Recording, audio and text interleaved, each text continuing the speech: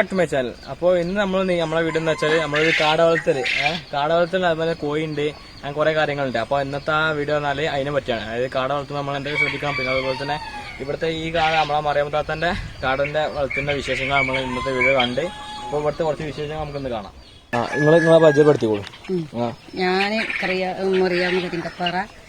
ഞാൻ കുറെ കാലമായി ഇത് തുടങ്ങിയിട്ട്, പിന്നെ 6 വർഷത്തേക്ക് കാട തുടങ്ങിയിട്ട് എനിക്ക് നല്ല വരുമാനമാണ്. പിന്നെ 1000 കാട ഉണ്ടെങ്കിലേ 10,000-48,000 50,000 റുപ്യൊക്കെ കിട്ടും. തുടങ്ങിയത് എത്ര കാട വെച്ചാ തുടങ്ങിയത്? ഞാൻ 10 കാട 10 കാട വെച്ച് തുടങ്ങി. പിന്നെ 40, പിന്നെ 50, അങ്ങനെ ആയി. പിന്നെ 400, പിന്നെ അങ്ങനെയാണ് മേപ്പെട്ടു. ഇതിപ്പോ നമ്മളിപ്പോ കാട കൃഷി ചെയ്യുമല്ലോ, ചെയ്യാൻ തുടങ്ങുന്നവർക്ക് പറഞ്ഞു കൊടുക്കാനുള്ള എന്താ നിങ്ങൾക്കുള്ളത്? എന്താ നിങ്ങളെ അനുഭവത്തിൽ? എന്താണ് 50 100 വാങ്ങിയിട്ട് ഒരു 10 വാങ്ങിയ ദിവസം 1 മാസം നോക്കിയിട്ടാണ് ചെയ്യാനേ. അത് ചെയ്ത് തുടങ്ങിയ പിന്നെ 100 50 അല്ല 150 200 അങ്ങനെ ഏറ്റി കൊണ്ടുപോവുക. അതിന് ഇനി എന്ത് വേണമെങ്കിലും ഈ നമ്മളെ നമ്പർ ഉണ്ടാവുമല്ലോ, അതിന് വേണമെങ്കിൽ ഞാൻ വിളിച്ചോണ്ട് പറഞ്ഞു കൊടുക്കുകയും ചെയ്യും. ഇപ്പൊ ഞാൻ മറ്റൊക്കെ പറഞ്ഞു കൊടുക്കുന്നുണ്ടല്ലോ. അപ്പോൾ പിന്നെ എന്തായാലും നല്ല വരുമാനമാണ്. ഈ 48,000 50,000 റുപ്യ നമുക്ക് വരുമാനം ഒരു മാസം കിട്ടിയെങ്കിലും 25, 24, 23 റുപ്യ നമുക്ക് എല്ലാ ചെലവും കൂടി വരും ചെയ്യും. പൊതുവെ പറഞ്ഞ കാടക്ക് ഭയങ്കര തീറ്റ നല്ല കൂടുതലാണ്. അതൊക്കെ വെറുതെ പറയണം. അത് പല ആൾക്കാരും എനിക്ക് പൈസ ഉണ്ടാകണത് എനിക്ക് പറ്റൂല, ആ രീതിയിലുള്ള ഒരു വർത്താനാണ്.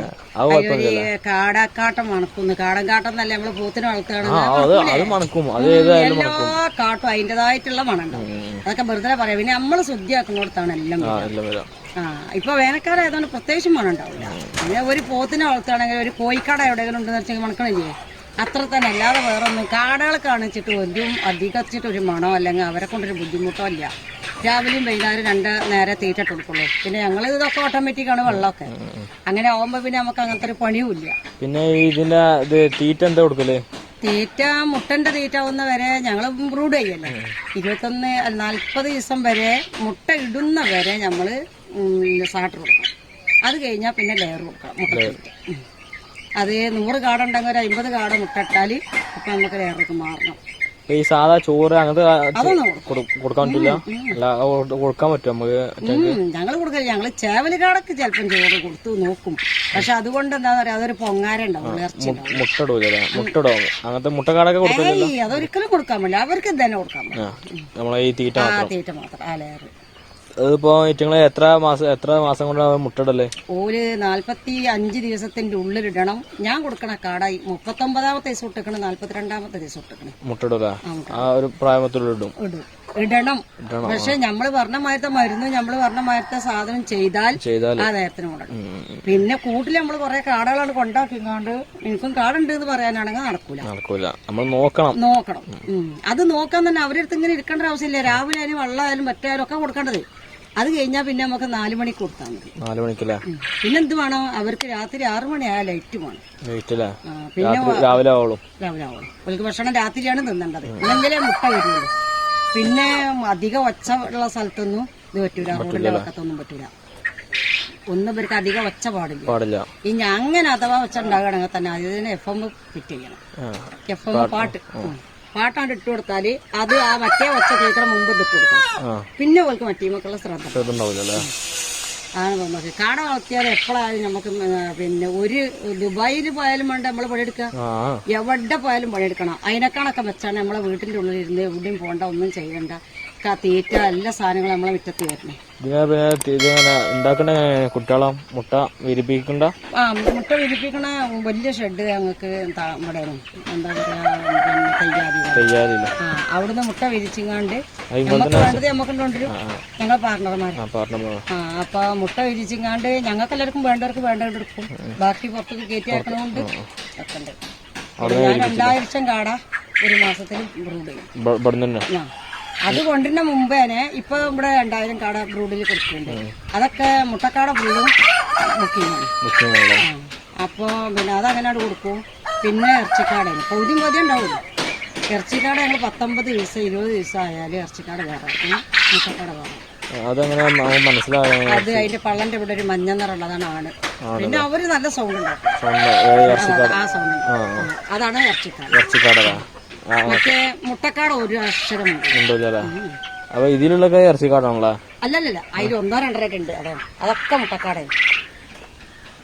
ഞാൻ 1000 മുട്ടക്കാട വെച്ചാൽ 800 മുട്ട കൂട്ടിക്കൊള്ളി.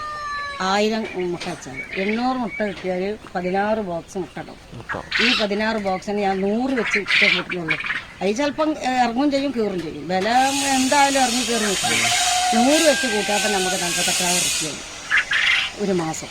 അപ്പൊ ഞങ്ങളിത് 6 കൊല്ലായിക്കൂടെ ഇന്ന് വരെയും ഞങ്ങൾക്കൊരു നഷ്ടം വന്നിട്ടുണ്ട്. ഞങ്ങളെ എല്ലാ കാര്യങ്ങളും ഇതുകൊണ്ട് മാത്രമാണ് ചെയ്യുന്നത്. പിന്നെ കുറെ കോഴിക്കളും അതുകൊണ്ട്. പിന്നെ ഈ കാട വളർത്തുമ്പോൾ ശ്രദ്ധിക്കേണ്ട നീ കാര്യമുണ്ടോ? അതേനെ ഇവർക്ക് എന്താണ് 100 കൊള്ളിയിൽ 105 ഇടാൻ പാടില്ല, കൂടാൻ പാടില്ല. അപ്പൊ ചൂടുകാലത്ത് തീരും പറ്റില്ല. പിന്നെ തണുപ്പ് കാലം വരുമ്പോ ഇതിലൊരു മറച്ചു കൊടുക്കണം. അത് 10 മണി ആയാണ്ട് പൊതിച്ച് വെച്ച് കൊടുത്താല് അവർക്ക് കാറ്റും കിട്ടണം. അത് സത്യം പറയണെങ്കിൽ കാറ്റും വേണം, തണുപ്പൊട്ട് അധികം പാടില്ല. പിന്നെ അങ്ങനത്തതായിട്ട് ഒരു ബുദ്ധിമുട്ടൊന്നുമില്ല അവരെ വളർത്താൻ. നമുക്ക് എവിടേക്കും പോണെങ്കിൽ പോകാൻ വരണൊക്കെ ചെയ്യാം. ഞങ്ങൾ ഷെഡിൽ വളർത്തുന്നതിന് പറഞ്ഞാല് ഞങ്ങൾ വെള്ളം അവിടേക്ക് ഓട്ടോമാറ്റിക് അല്ല, അവിടേക്ക് വലിയ പാത്രത്തിൽ വെള്ളം കൗത്തി വെച്ച് കൊടുക്കും. 7 കിലോ കൊള്ളണ പാത്രങ്ങളാണ് ആ തീറ്റ. ഒരു ചാക്ക് പൊട്ടിച്ചാൽ 3 പാത്രത്തിൽ കൊള്ളും. ആ 3-4 പാത്രത്തിൽ കൊണ്ടാല് ഇന്ന് നിറച്ചാണ് ഇട്ട് കൊടുക്കണമെങ്കിൽ പിന്നെ ഇന്നും നാളെയും മറ്റന്നാളും നമുക്ക് നോക്കണ്ട. അത് നടത്തിട്ട് കൊടുത്താൽ എന്നൊന്നും അവർക്ക് തീറ്റെടുക്കാനും വരില്ല. ചെറിയ കുഞ്ഞുങ്ങളാണല്ലോ ബ്രൂഡിങ് ചെറിയ കുഞ്ഞുങ്ങൾക്കാണ്. ഇതിപ്പോ എത്ര കുഞ്ഞുങ്ങളുണ്ടാവും? ഇത് 1300 ഉണ്ട്. ഇതിപ്പോ നമ്മള് ചൂട് കൊടുക്കല്ലേ? അതാ ചൂട് കലത്തിലല്ലേ?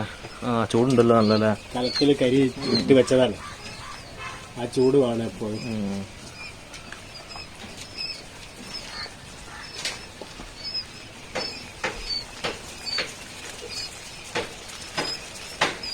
ലൈറ്റ് ഇടുന്ന കണ്ണാണാ? കണ്ണ് തിന്നാനല്ല.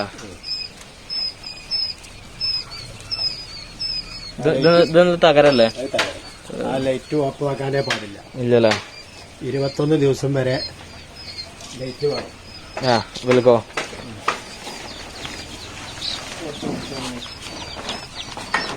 ഇതിലുണ്ട് അത്ര കുഞ്ഞുങ്ങൾ, കോഴിക്കുഞ്ഞുങ്ങളും ഉണ്ട്.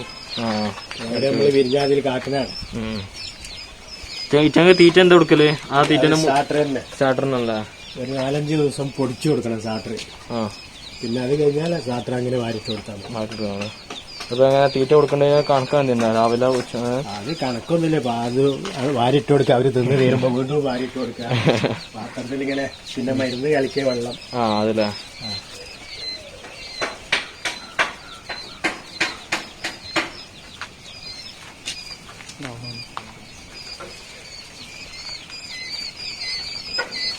ഒരു കാലത്തിലും മതിയാ ചൂട്? ഒന്നും മതിയില്ല. ചൂട് ഓവറാകുമ്പോ ഒന്നും പൊന്തിച്ച് വെച്ച് കൊടുത്താൽ മതി. അപ്പൊ ചൂട് കുറയും. ചൂട് ഓവറായ ചാവും കാര്യം എന്തുണ്ടോ? ചൂട് ഓവറായാ ചാവും, ചൂട് കുറഞ്ഞാ ചാവൂല. പിന്നെ അപ്പൊ ഒന്ന് ലേശം കൂടെ പൊന്തിച്ച് തുറന്നു കൊടുക്കാം. അപ്പൊ ചൂട് പുറത്തേക്ക് ഒഴിവാകും. പിന്നെ ചൂട് കുറഞ്ഞാൽ അത് അങ്ങനെ മൂടിയിട്ട് കരി വേണമെങ്കിൽ ഇട്ട് കൊടുക്കാം. കരി 3-4 പ്രാവശ്യം ഒക്കെ ഇട്ട് കൊടുക്കണം ഒരു ദിവസം. കരിയോ?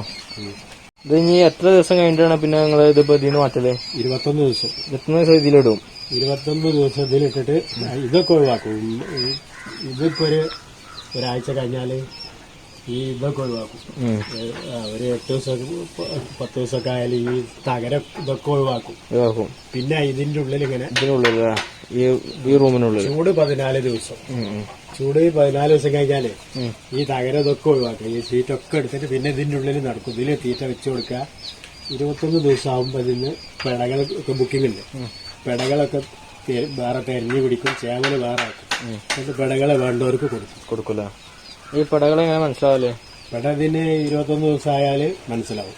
അതിന് ഇവിടെ ഒരു കളർ മാറ്റം, ഒരു മഞ്ഞ കളർ ഉണ്ടാവും ചേവലിന്. മറ്റവർക്ക് വെള്ളം കറുത്ത പുള്ളി ഉണ്ടാവും. ഇപ്പൊ ഇതൊന്നും അറിയില്ല, വലുതാവണ്ടല്ലേ? അവിടെ താഴത്തുണ്ട് അറിയണത്. അവിടെ നിന്നിട്ട് ഇതിന് പെടൊക്കെ പോയതാട്ടാ. ചേവല് മാത്രമേ ഉള്ളൂ.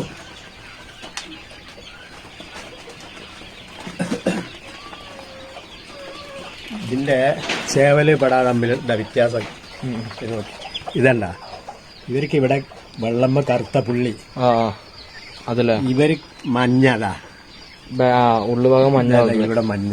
മഞ്ഞ. അപ്പൊ ഇത് ചേവല്, ഇത് പെടല്ലേ. ഇവിടെ വെള്ള, ഇവർക്ക് ഈ പുള്ളി വെള്ളമ്മ കറുപ്പ് പുള്ളി, പുള്ളി ഉണ്ടാവും. ഇത് മഞ്ഞ മാത്രം. മഞ്ഞ മാത്രമേ.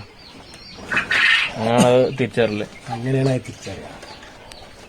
അത് 21 ദിവസമൊക്കെ കഴിയണം കേട്ടോ ശരിക്കും അറിയണമെങ്കിൽ. 21 ദിവസം കഴിയണം. ഈ വലിപ്പം ആവണം. ഈ വലിപ്പം ഇല്ല, ഇതിപ്പോ 1.5 മാസമായി. ഇതോ 21 ദിവസം കഴിഞ്ഞാൽ മതി. കാര്യമില്ല. 1400 1300 വേണം ഒരു ചാക്കിന്. ഒരു ചാക്കിന് ആ ഒരു ബ്രൂഡിങ്ങിന് ഇങ്ങനെ ഒരു പകുതി ചാക്കൊക്കെ ആവും. രണ്ടിനും കൂടിയോ? രണ്ടിനും കൂടി.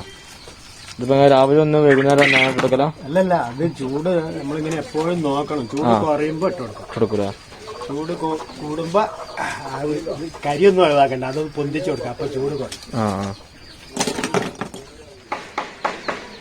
ഗ്രോയി പ്ലസ് അല്ലേ? ഇത് പാരസെറ്റമോൾ. ഇതെന്തിനാ പാരസെറ്റമോൾ? ഇത് പനി കാര്യങ്ങൾ. അത് ഈ ഗുളിക അതും തൊള്ളിയിട്ട് കൊടുത്തിട്ട് അത് തൊള്ളിയിട്ട്, അല്ലാതെ വള്ളത്തിൽ ഉപയോഗിച്ചത്. ഇതാ മേലെ ഉള്ള കുട്ടികൾക്ക് കൊടുക്കാറുള്ളൂ. കുട്ടികൾക്കുള്ള അത് 5 ദിവസം കൊടുക്കണം. ഈ ഗ്രോയി പ്ലസ് ഇതിന് അത് സ്ഥിരമായിട്ട് കൊടുക്കണം. 1.5 ദിവസം 2 ദിവസം 3 ദിവസം കൂടുമ്പോൾ ഇത് കറക്കി കൊടുക്കണം. അല്ലെങ്കിൽ അവർക്കൊരു ഇത് കിട്ടും, വിറ്റാമിൻ. അത് കാടകൾക്കും കോഴിക്കൊക്കെ കൊടുക്കല. പാക്കറ്റ് ചെയ്തിരിക്കുന്ന മുട്ട ഇതൊക്കെ കോഴിക്കുള്ള മുട്ടയാണ്. ഇതില് 120 മുട്ട കൊടുക്കും. തിരിച്ചു കൊടുക്കണ്ടേ? അതെ. ഇനി വരുന്ന വെള്ളിയാഴ്ച വരും എന്ന് പറഞ്ഞത് മറ്റേത് തിരിക്കാത്തത് തന്നെ. ഓട്ടോമാറ്റിക് ആയിട്ടുള്ളത്. ഇതിപ്പോ എത്ര രൂപ നിങ്ങള്? ഇത് 2100. ഇനിയിപ്പോ വാങ്ങാൻ പറഞ്ഞേക്കണത് 10,000. ഓട്ടോമാറ്റിക്. അതിന് എത്ര മുട്ട ഉള്ളൂ? അതില് 400. 400. അത് പിന്നെ എന്താ 18 ദിവസം കഴിഞ്ഞാൽ അടിയൊക്കെ എടുത്തേക്കാം. പിന്നെ 400 വെക്കാം. ഇതിപ്പോ എത്ര ദിവസം വെച്ചിട്ട്? ഇത് ഇന്നൊക്കെ 16. 16 രൂപ. ഇതൊക്കെ നാടൻ കോയ? മറ്റേ അല്ല, രണ്ടും കൂടി. ചോപ്പ് മാർക്കറ്റൊക്കെ ഫാൻസി കോഴിക്കുള്ള, മറ്റേ നാടൻ കോയില്ല. അപ്പോൾ ഗൈസ്, നമ്മുടെ ഈ വീഡിയോ ഇനിയും ബാക്കിയുണ്ട് കേട്ടോ. അതായത് കോഴികളെ കുറിച്ച് ഇനിയും വരാണ്ട്, നല്ല അടിപൊളി വീഡിയോസ് ഇനിയും വരാണ്ട്. അപ്പോൾ ഇത് നമ്മൾ ഇതിൽ ചേർത്താൽ എന്താ വെച്ചാൽ അത് വീഡിയോ ലെങ്ത്ത് കൂടിക്കാണ്ട് നിങ്ങൾക്ക് മടുപ്പാവും, കണ്ടിരിക്കാൻ മടുപ്പാവില്ല ലെങ്ത്തുള്ള വീഡിയോസ് നമ്മൾ. അപ്പോൾ നമ്മൾ ഇനി അത് അടുത്ത വീഡിയോ അപ്ലോഡ് ചെയ്യുന്നതാണ്. അപ്പോൾ ഇനി അടുത്ത വീഡിയോ കാണുന്നതുവരെ bye bye. It's me Muhammad Khalid Kurukkan. Bye by.